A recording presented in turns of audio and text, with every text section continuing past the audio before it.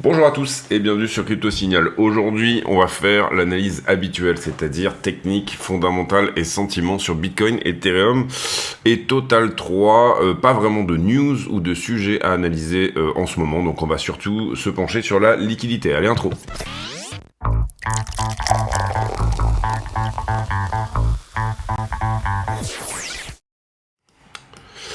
Alors, Bitcoin face au dollar en 4 heures. Toujours un petit peu le même constat, c'est-à-dire que à ce stade, on est sur le retracement haussier. À partir du moment où on a cassé cette trend, on va dire que c'était relativement évident, cette trend de distribution ici. On est sur un retracement haussier. Pour le moment, on va dire que c'est plutôt encourageant. Ce qu'on aimerait bien voir éventuellement, c'est une accélération de celui-ci. Et on voit plutôt une latéralisation. On aimerait bien également casser la distribution la moins agressive, c'est-à-dire celle-ci, pour rester haussier. Si on la casse, on peut éventuellement s'attendre à une petite accélération. Néanmoins, pour le moment, on voit que ça a toujours un petit peu la tête d'une structure corrective, vous le voyez, avec ce biseau ascendant, qui malheureusement, à ce stade, ne nous donne pas l'accélération, entre guillemets, qu'on pourrait attendre. On est toujours en structure baissière sur le 4 heures, d'accord, et on n'aura pas la confirmation qu'on repasse cette structure de toute façon, que la structure repasse haussière avant d'aller chercher les 72 500. Bitcoin est à 67 pour le moment et on va dire que il se porte bien. Néanmoins, on est quand même dans une structure qui reste haussière ici sur la petite structure, on va dire le 1 heure. Et toujours potentiellement dans cette idée d'un flag. Si on arrive à casser la distribution qui est là, eh bien c'est direction a priori des zones autour des 100 000 $, 105, 115, quelque chose comme ça. On a pas mal de structures qui sont en bas et qui nous donnent éventuellement des structures de retournement. C'est ce qu'on avait vu dans la zone là, notamment celle-ci qui a une target de 69. Pour ce faire, eh bien, il va falloir que on ait effectivement cette accélération à la cassure de trend. Si jamais ça n'accélère pas ici, je vois pas trop où ça pourrait le faire. Un petit peu sur le principe de ce qu'on avait eu là. Alors certes, on avait eu un retest avec cette grosse déviation ici sous la trend, retest du bottom, mais voilà, on voudrait que ça donne quelque chose d'impulsif. Ce qui pour le moment n'est pas nécessairement le cas. On retournera sur la structure en plus petite time frame. Les choses qui sont encourageantes ici, c'est déjà qu'on a effectivement, cassé le 4 heures qui était là. Par rapport, j'ai pas fait de vidéo hier, par rapport à la vidéo d'hier, vous voyez qu'on va devoir remonter ce 4 heures, on va dire à peu près sur cette zone-là, pour le moment, à savoir le top précédent. Pour le moment, on fait 1, 2, 3 bougies au-dessus, une petite quatrième. En ce moment, on est en train de refaire une tentative. Donc, on peut estimer qu'on accumule également de la liquidité dans cette zone-là. À force de se faire rejeter, est-ce qu'on n'est pas en train de reprendre du jus pour éventuellement repartir en haut? Donc, peut-être une structure de correction un petit peu plus importante ici. C'est-à-dire qu'en regardant la structure, on peut se dire qu'éventuellement, venir chercher ici les 66 reste possible, légèrement sous 66 pour ensuite nous donner une continuation. Ce qu'on veut en gros, c'est faire un nouveau flag là-dedans, une petite correction mais qui n'arrive pas à venir chercher finalement ses longueurs et qui pour le coup vient chercher ses shorters. Le funding est autour des 0,01, on est sur un sentiment plutôt dégradé, c'est pas trop mal. Maintenant attention, on aimerait bien ici encore une fois ne pas perdre cette AQ et vous voyez qu'elle commence à être un petit peu remise en question. Casser ce 4 heures là, bien évidemment, et puis s'installer durablement finalement au-dessus du point pivot. Pour moi, le point pivot le plus important se trouve autour des 68 430, et pour le moment, on en est loin. S'installer au-dessus de ce point pivot là, eh bien finalement, voudrait nous dire, ok, on est finalement plutôt pas mal pour aller casser le top. Pour le moment, on reste en tout cas dans ce scénario là, c'est-à-dire qu'on va casser le top, et en termes de points de contrôle, on est, vous le voyez, pile en ce moment dans la zone où effectivement il y a eu le plus de business. C'est-à-dire que on est typiquement sur ce point où finalement tous ceux qui étaient rentrés short ici, eh bien, se font peur, ou les longues également prennent pas mal de profit. Tous ceux qui étaient rentrés short se font peur, ça pour le coup, ça peut aider à aller plus haut. Et à l'inverse, si les longues prennent profit sur ces zones-là, eh bien à ce moment-là, ça peut malheureusement provoquer de la vente et potentiellement aller plus bas. Imaginons que vous ayez, et auparavant le point de contrôle, il était plutôt par ici, que vous ayez acheté par exemple cette zone-là. On va dire que si vous vous êtes fait peur sur cette baisse-là, et du coup, quand on revient dans ces zones-là, vous allez peut-être, là on parle de spot, vous allez peut-être accuser votre perte et vous dire, ok, je préfère sortir dans cette zone-là. Et ça, c'est malheureusement les conditions d'un retest qui peut effectivement, cette zone, entre guillemets, peut toujours rejeter. On voit également la trend d'accumulation qui était précédemment ici, pourrait être retestée et rejetée.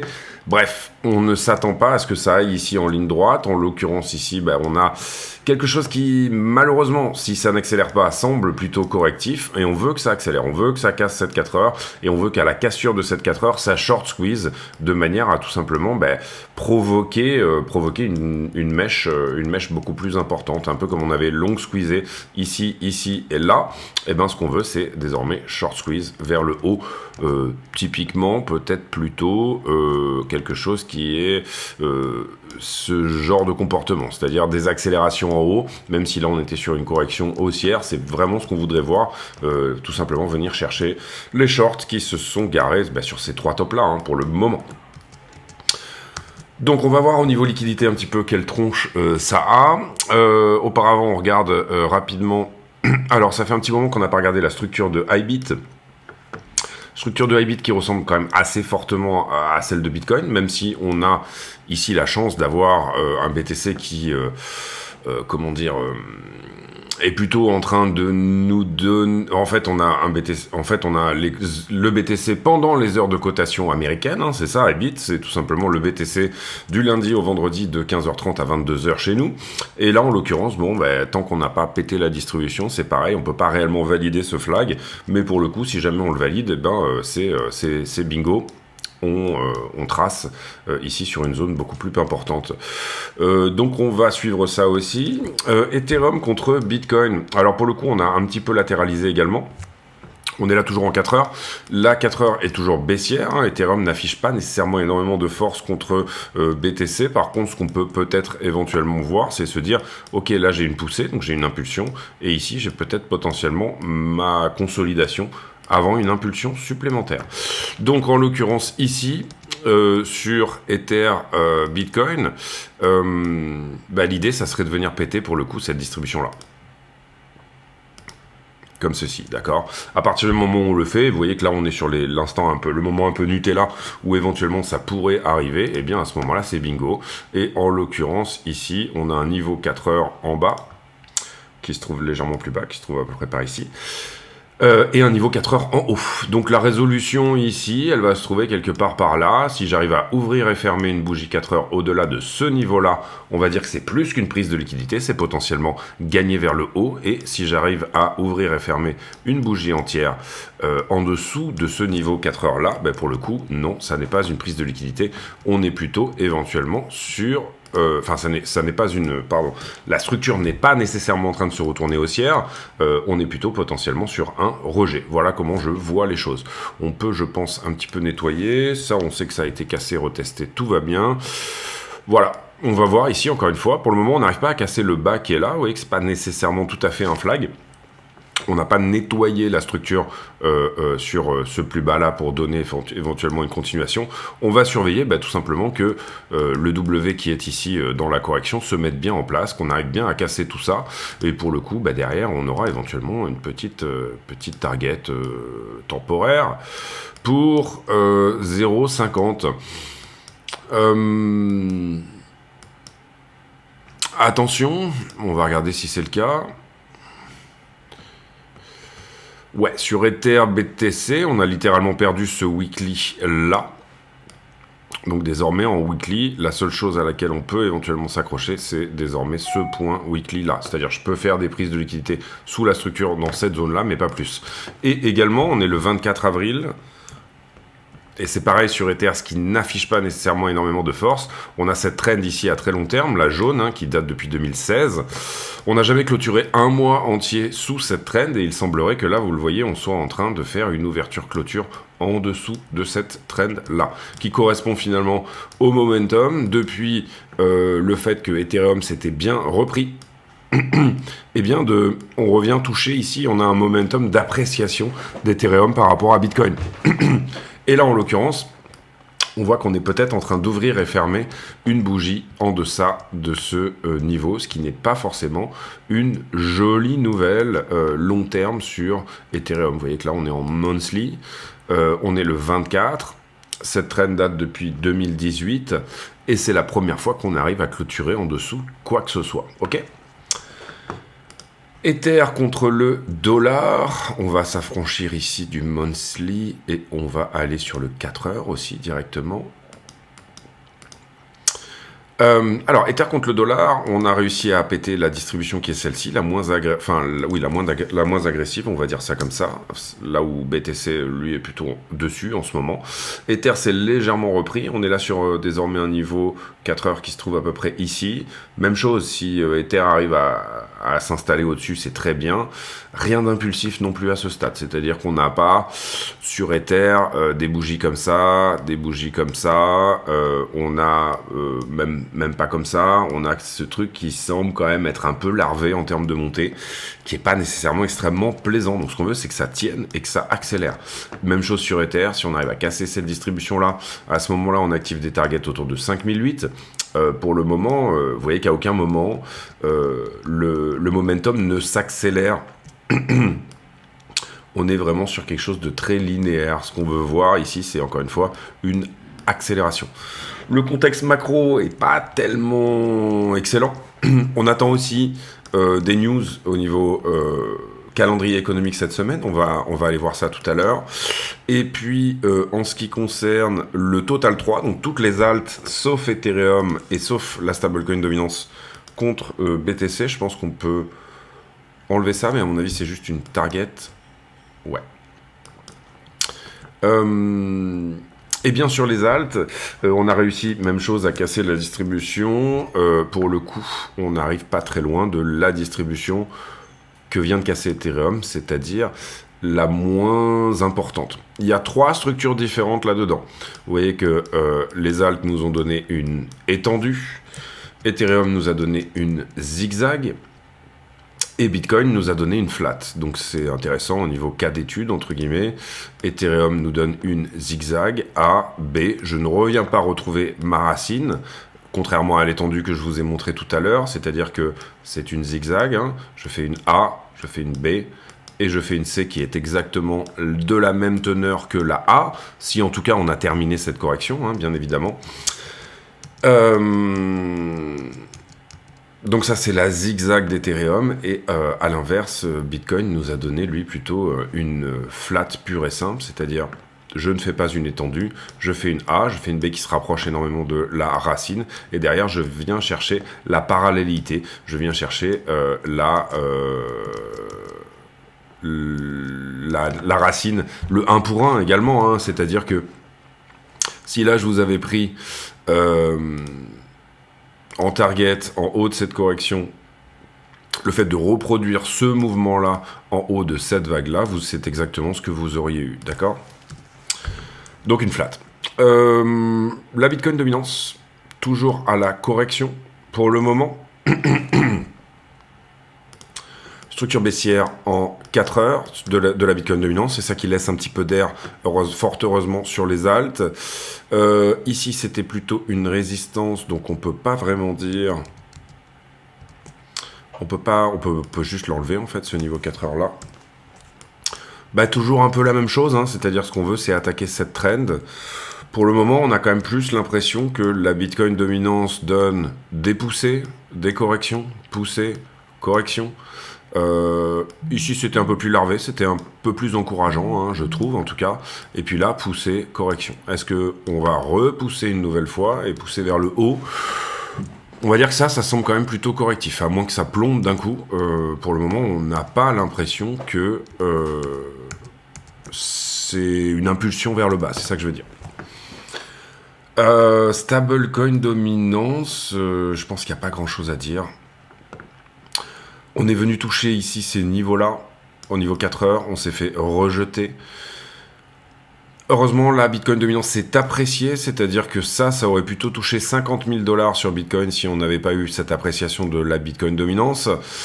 Et puisque si on regarde les niveaux auxquels était Bitcoin autour du 21, c'était plutôt du 21 février, c'était plutôt 50 000 $. Pour le coup, on est revenu réintégrer ça. Attention parce que quand on a accéléré là, on cassait en fait une distribution qui était quand même en place depuis longtemps. On espère que ça, c'est correctif, d'accord? C'est-à-dire que c'est un peu la même idée. Si la stablecoin dominance doit baisser, à ce moment-là, elle ne va pas le faire en ligne droite, elle va nous donner des corrections. Ici, elle est revenue retester une consolidation précédente. Ce qu'on veut voir, c'est maintenant qu'elle enfonce ça. Et à ce stade, c'est un peu comme sur Bitcoin, un peu de partout, un petit peu sur la structure, ce qu'on veut, c'est de l'accélération. Et ça semble quand même plutôt correctif, plutôt larvé, plutôt mou, ok? À ce stade, on veut que ça casse en bas. Hein. Encore une fois, une stablecoin dominance qui diminue, c'est de la crypto qui augmente. Donc on veut que ça casse en bas. Attention, comme c'est une figure corrective, entre guillemets, on s'attendrait peut-être plutôt à ce que, puisque c'est un biseau descendant, on s'attendrait peut-être plutôt à ce que ça revienne rechercher le top une nouvelle fois. Pour le moment, encore une fois, c'est pas vraiment certain. C'est pas vraiment ce qu'on a sous les yeux, on va dire, n'affiche aucune certitude, mais dans la structure ici, soit je vois un flag, c'est-à-dire que effectivement, je continue ma correction sur les stablecoins à partir de maintenant, sous-entendu, on est en bull run et on ne tient pas compte de cet énorme W qui est là, finalement. Qui a retesté, vous le voyez, et qui a des targets plutôt pour un Bitcoin autour des 43 000 $, hein, peut-être 50 si vraiment on a une appréciation de la dominance de Bitcoin. Mais à part égale, on va dire que ici on est à 40, donc là on est peut-être plutôt autour des 48, 49. Donc soit je fais mon flag, c'est-à-dire mon bear flag, je repousse sur la stablecoin dominance et j'ai effectivement ce mouvement auquel nous on voudrait voir assister puisqu'on est plutôt dans le sens du long en ce moment. Malheureusement je reviens peut-être par ici, vous le voyez ici, autour de juin 2024, retester le gros canal, on va dire, ici avec cette target là. Donc voilà. Je dirais qu'enfoncer les 5%, et c'est quelque chose que j'ai pas mal défendu sur la chaîne, me paraît compliqué quand même. Sur les stablecoins, ça me paraît un petit peu complexe. Maintenant, pourquoi pas, hein, déjà, tout est possible. On est déjà allé à 5% une fois. Les enfoncer pour aller à 4%, retester une nouvelle fois finalement le bas du canal. C'est-à-dire, au final, et là vous comprenez que ça reste toujours un petit peu la même idée, reproduire ce mouvement en haut de cette vague-là, d'accord, ce qui nous donne une target autour des 4% encore une fois sur la stablecoin dominance. Et pour le moment, on activera réellement cette target que si on vient à casser la distribution qui est ici. Mettre ça en place me paraît compliqué quand même parce que je vois pas tellement les stablecoins descendre en dessous des 5% avec le rendement sur le USDT, etc. La quantité en ce moment qui est mintée du USDT, vous le voyez ici, on a assisté encore une fois sur les dernières 4 heures et la dernière journée à beaucoup de mint du USDT. Donc ça me paraît difficile de descendre sous les 5%. Maintenant, tout est possible encore une fois. On a fini sur le technique, on va passer à la news. J'en profite pour vous dire que de ne pas hésiter à vous abonner. Tous les bénéfices de la chaîne sont reversés à Mécénat Chirurgie Cardiaque. Donc du coup, si jamais vous vous affiliez avec les liens de la chaîne, et on a bientôt un nouveau partenaire qui va rentrer, eh bien, vous faites une bonne action puisque tous les ans, tous les bénéfices sont reversés. La Suisse qui envisage d'intégrer, c'est un vote cantonal, enfin c'est un vote, la Suisse est en démocratie participative, entre guillemets, c'est un référendum suisse, d'intégrer Bitcoin dans les réserves nationales. Ça serait une très très bonne chose, surtout que la Suisse est quand même un pays extrêmement crédible en termes de réserves de change, etc. Hein. C'est un petit peu, également, le franc suisse est un peu un indice risk-off, et en l'occurrence, c'est plutôt une bonne nouvelle. Ici, postez la voiture de vos rêves. Il y a pas mal de gens dans la crypto qui ont ici reposté ce tweet et qui ont, personnellement, moi, c'est sans équivoque. Mercedes 300 SL. Je crois que celle-ci fait partie de la collection de Ralph Lauren. Je trouve qu'elle est magnifique. En plus, elle a vraiment des très très belles spécifications techniques. Hein. Je crois qu'on est autour des 300 chevaux, si je me trompe pas. Donc voilà, les flux du 22, on va passer, mais c'était 62 millions de dollars en positif. La SEC qui retarde sa décision, donc du coup si on regarde les dates, vous le voyez que c'est le 23 mai la deadline de Vanek et 24 mai pour ARK 21 Shares. Et pardon, autant pour moi, on a le 7 mai pour Invesco Galaxy. Donc la prochaine final deadline, ce sera le 7 mai. Si jamais la SEC refuse... Pardon, ici on est 5 juillet, excusez-moi. Autant pour moi, je suis à la française, 5 juillet. Donc nous, on est bien au 23-24 mai en ce qui concerne la deadline finale, c'est-à-dire dans un mois tout pile. Si jamais la SEC refuse des ETF spot, il va falloir qu'elle donne des bonnes raisons de le faire ou qu'elle dise on fait un delay parce que. C'est-à-dire qu'il n'est pas possible pour la SEC de juste dire on fait un delay parce qu'on n'a pas le temps. Ici, l'idée c'est d'avoir vraiment des très bonnes raisons de demander ce delay. Les afflux d'hier, 31 millions.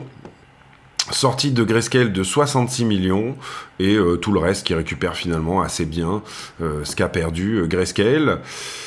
Tesla qui n'a pas vendu de Bitcoin, on a eu leurs earnings, qui n'a pas vendu de Bitcoin au premier trimestre 2024. On va regarder également earnings qu'il y a d'intéressant en ce moment. Ici, on passe sur le Wall Street Journal, à part ce package qui est passé au niveau du Sénat, parce que ça avait été déjà passé, c'est passé maintenant devant les deux chambres, de aide à l'Ukraine de 60 milliards, aide à Israël et aide, etc. Donc on est parti pour continuer cette histoire pendant un bon moment. Ici également, le Department of Justice des États-Unis qui demande, donc ça c'est la plaidoirie, on va dire, du prosécuteur de l'attorney, enfin voilà, le Department of Justice demande 3 ans de prison pour CZ. On est vraisemblablement ici, il y aura soit du sursis, soit rien du tout, pour ma part en tout cas. Ou en tout cas, je pense que CZ ne les mérite pas. Je le rappelle que l'idée ici, c'était d'avoir proposé, d'avoir finalement même contourné éventuellement le fait que Binance US était listé aux États-Unis, mais d'avoir proposé plutôt un accès à Binance.com, c'est-à-dire avoir targeté les États-Unis. Et donc, du coup, il y a eu une amende de 4 milliards qui a été payée par Binance par rapport à ça. Un bug sur Atom, visiblement, qui a été patché, qui a été corrigé. Ici, c'est pareil, toujours l'adoption au niveau suisse, éventuellement comme réserve de change.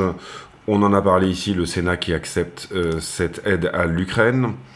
Ici, on nous parle de Volvo, donc on passe. Et ici, on nous parle que Elon Musk donne à Wall Street exactement ce qu'ils veulent, mais qu'il pourrait y avoir un peu plus de douleur, un peu plus de problèmes par la suite. Tesla, je pense, on a eu des layoffs, donc on a eu des licenciements. Vous comprenez que, en ce qui concerne les earnings, il y a des beaux projets sur Tesla. Je meuble parce que vous voyez que ça mouline. Il y a des beaux projets. Le Cybertruck est notamment aussi une voiture encore plus abordable. Et puis des licenciements, bien évidemment, ça met toujours, on va dire, l'investisseur un peu en confiance, au sens où on se dit que les prochains earnings seront meilleurs. Désolé, ça mouline toujours. Je vais mettre en pause, du coup. Ah, ça y est. Donc, du coup, ici, en ce qui concerne le GDP, ce sera demain à 14h30. GDP, c'est important, ça nous donne le ton au niveau de la croissance aux États-Unis, bien sûr. Et demain, il y aura le PCE, 14h30 également. Après-demain. Donc du coup, à regarder demain, je pense, 14h30, le GDP, ça va éventuellement donner un petit peu de volatilité, éventuellement, sur les marchés. Encore une fois, et je le répète, n'hésitez pas à aller voir dans les liens en description de la vidéo toutes les choses qui peuvent vous permettre d'aider la chaîne pour plus de vidéos, plus de mon côté, de volonté d'en faire plus, de donner plus de temps à tout ça, etc. Il ne faut pas hésiter tout simplement à vous positionner sur tout ce qui est lien d'affiliation de la chaîne. 120 millions de liquidés hier, c'est-à-dire pas grand-chose. Cinquantaine de millions sur Bitcoin, Ethereum, c'est-à-dire que c'est normal. Une nouvelle fois, on a Ether qui liquide plutôt du long et Bitcoin qui liquide plutôt du short. Donc on a un sentiment qui n'est pas le même sur ces deux coins. Et ça, c'est intéressant. Ça fait plusieurs jours de suite qu'on est là-dedans. Pourtant, l'action de prix est à peu près similaire, donc ça veut dire que Ethereum est plutôt longué, Bitcoin est plutôt shorté, ou en tout cas dans l'action de prix, c'est ce qu'on voit. Carnet d'ordre au spot, assez chargé. On l'avait dit ici que ça allait être compliqué de passer les 68 000 $, et vous voyez qu'on a à chaque fois des ordres qui se remettent dans cette zone-là. Donc soit ça c'est de la défense, de short par ailleurs, c'est-à-dire que là je mets 170 bitcoins à la vente pour essayer de bloquer le prix, pour faire que mon short soit gagnant dans l'autre sens, ça peut être ici un comportement. On a quand même ici dans cette zone, je trouve des ordres qui commencent à se rajouter, c'est pas énorme. 200 bitcoins ici autour des 63, encore 200 bitcoins ici autour des 65, 66. Pour passer au travers de tout ça, là on vient quand même de passer un ordre à 2 ou 300 bitcoins également. On aura toute cette poche ici de 66 600 à 68 000 qui finalement représente à peu près 1000 bitcoins à la vente, donc il va falloir un petit peu de momentum pour passer tout ça quand même. Les marchés en levier, on avait fait la vidéo par ici. Ici j'ai clairement une structure qui monte, un funding qui descend, donc le top a été shorté une nouvelle fois. On peut décaler ça. Ici, j'ai clairement, en revanche, une structure qui descend, un funding qui monte, donc double divergence. Et donc, ça veut dire que je dirais plutôt celui-ci, ce bottom a été, pour le coup, longué. Ensuite, court terme, je reprends pas mal d'open interest ici sur cette montée-là, avec, pour l'instant, pas de divergence, c'est-à-dire un prix qui monte, open interest qui monte, et funding qui monte. Les spreads sont toujours négatifs, ce qui sous-entend qu'on est quand même avec des shorters qui ont plutôt la main. Les poches de liquidité. Delta clairement avec plus de longueur, vous voyez qu'on n'en a pas énormément non plus. La structure n'est pas chargée énormément ici en longue. Pardon. J'ai un top qui effectivement crée des petites conditions d'une poche de liquidité éventuellement au-dessus, une poussée ici potentiellement autour des 67,5 ici, sur en tout cas la 5 jours et les bulles de liquidité. Ici sur Ether, vous le voyez, plus de grosses positions qui tentent de se placer en longue, et pour le coup on vient les chercher assez rapidement. Attention, petite poche de liquidité sur Ethereum autour des 3100. Derrière 3100, je vois pas trop de raison d'aller beaucoup plus bas, mais c'est possible, bien sûr. Sur la une semaine, finalement, étant donné qu'on fait cette montée larvée, on va dire, on crée des poches de liquidité jusqu'à 62 000. Sur la One Week, il y a peut-être une dernière chose à prendre autour des 68. Attention, si jamais on venait à prendre 68 et se retourner, il se pourrait qu'on refasse un petit tour en direction des 62. On est sur un funding à 0,01, je crois. Oui, tout cumulé, on est à 0,01. Ça reste une zone assez neutre. C'est pas extrêmement chargé non plus. En longue.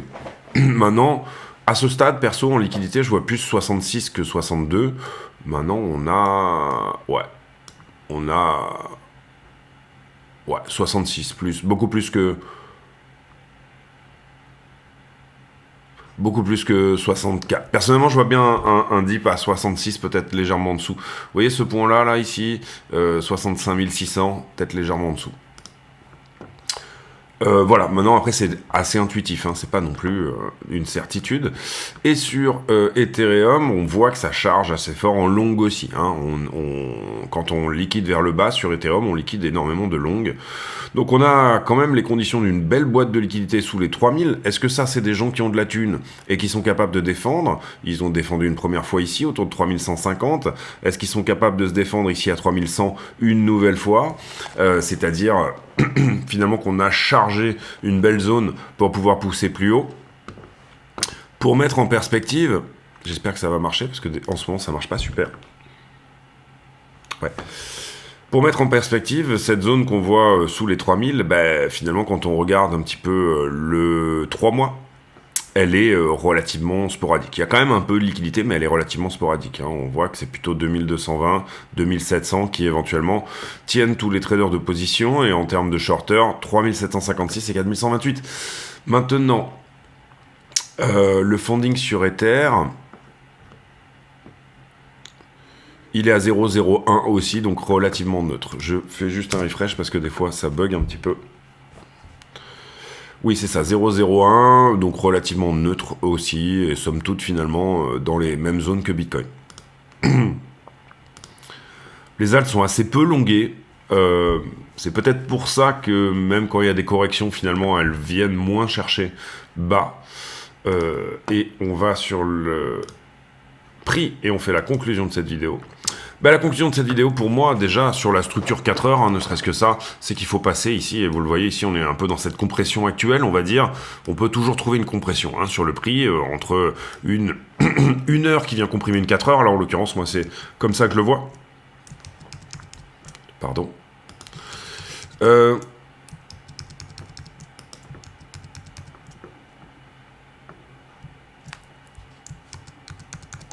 Et là, on voudrait sortir de cette compression par le haut si on veut une continuation. Faute de quoi? Qu'est-ce qu'on a sous les yeux? On avait là une A, on aura une B et on aura une C. Ok? On joue toujours, nous, le scénario de flag, c'est-à-dire venir casser ceci. On a quand même pris ici des profits sur la montée et on a quand même dérisqué notre position qui est ouverte autour des 60 400, c'est-à-dire à peu près dans cette zone-là. Donc cette position, elle est gagnante de toute façon. Est-ce que on a intérêt à prendre un peu de profit sur la zone actuelle? Pour moi, non, c'est pas une zone nécessairement intéressante pour le faire parce qu'on l'a déjà fait un peu plus bas. Donc non. Je dis attention simplement parce que ça a l'air plutôt correctif. Si on arrive à péter quand même, puisque là on voit qu'on est sur un peu une forme de de double résistance, on a un niveau et on a une trend. Pour le moment, on a tracé cette trend avec 2 points, c'est facile de faire une droite avec 2 points, maintenant on en a un peu 3 quand même. Donc niveau plus trend, pour moi, ça donne quand même quelque chose de baissier. J'entends par là résistance plus trend baissier. Ici. Donc j'irais bien, moi, pour une correction sous 65 ici. Donc perdre la trend ici, celle-là. Une correction sous 65 et ensuite on se reprend. Et une fois qu'on aura pris les shorts court terme, finalement, je dirais dans cette zone-là, eh bien on se reprend. Donc en l'occurrence là, pour moi, avec la volatilité peut-être du calendrier économique qu'on va avoir prochainement, ça donnerait un premier rejet par cette zone-là. On dégage sous 66 et on se reprend et on dégage vers le haut. Et je pense qu'à ce stade-là, du coup, si en intraday, du moins, on peut à minima targeter des choses comme cette trend-là, 70. Ici, on a un peu de volume profile quand même. On va essayer de dézoomer pour que ça se mette à jour et avoir un petit peu plus toute la structure sous les yeux. Ou pour aller plus vite, on va même faire comme ça.